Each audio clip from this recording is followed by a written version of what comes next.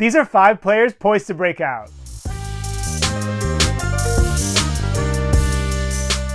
Number 1 on the list is Brandon Miller. I love Brandon Miller's potential ceiling this year. He finished 3rd in Rookie of the Year voting last year, and I think he has some room to grow. In 32 minutes per night last year, he averaged 17 points, 4.5 rebounds, and nearly 2.5 assists. He also had 1 steal per night and nearly half a block. And he was also very efficient. He shot at 44% from the field, and he made 2.5 3-pointers per game, making 37% of his attempts. He was also solid from the free throw line, making 83% of his attempts, and I think this year, with LaMelo Ball and Mark Williams back in the lineup, that should unlock him even more. He demonstrated his catch and shoot ability last year, but with Ball hopefully giving him some better looks, he should improve even more. One of the main reasons I like him is the roster flexibility he provides in fantasy. He logged most of his minutes at the power forward and small forward positions last year, and I put a premium on that. He definitely has some room to grow as a rebounder and as a defender, but he's 6'7" with a 7'2" span. I could see him easily moving the needle on the rebounding this year, and it wouldn't be surprising to see him use his length to become one of the better perimeter defenders in the league. He's really not going to hurt you anywhere. He's efficient, he can shoot the 3, he's definitely one of the most athletic players in the NBA,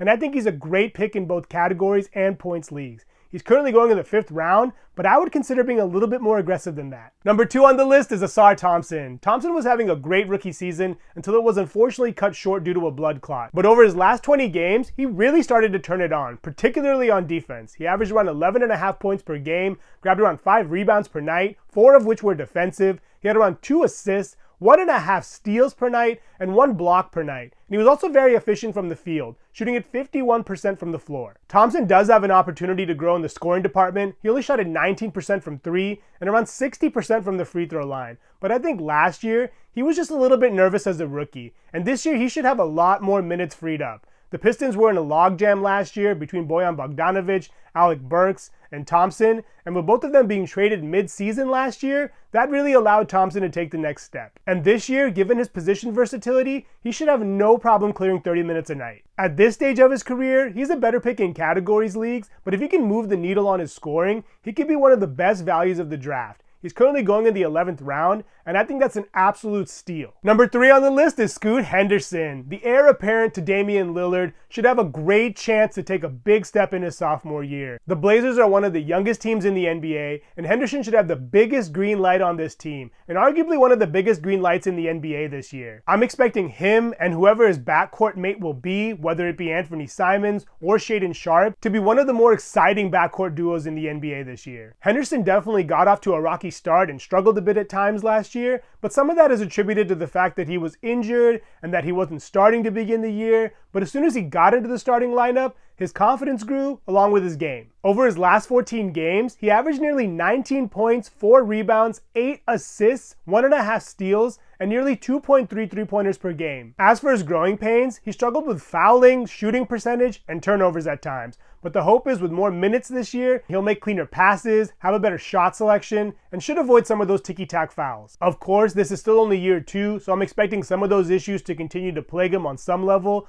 but I think the upside is definitely there. He's currently being drafted around the 6th to 7th round, and he could be one of the best picks of the draft. Number 4 on the list is Keonte George. George was also a pleasant surprise last year. He was in a bit of a logjam behind Chris Dunn and Talon Horton-Tucker, but once he got inserted into the starting lineup on a consistent basis, he showed what he could do. Over his last 19 games, he averaged 16 points, 3 rebounds, he dished out 4.5 assists, and made 2 3-pointers per night. This year with Dunn and Horton-Tucker no longer on the team, George should have one of the bigger green lights in the league as well, and I'm expecting him and Colin Sexton to be a really fun duo to watch this year. He does have some room to improve as a defender and a playmaker, and also on his shot selection, but given how many minutes he's going to be playing, he's worth taking early in drafts. For the year, he shot at 39% from the field and 33% from deep. He also had 2.5 turnovers per night and only 0.6 stocks per night. So he's not really a multi-category producer at this point, making him a better pick in points leagues. Even so, he showed that he can score in bunches last year, and if Jordan Clarkson were to get moved,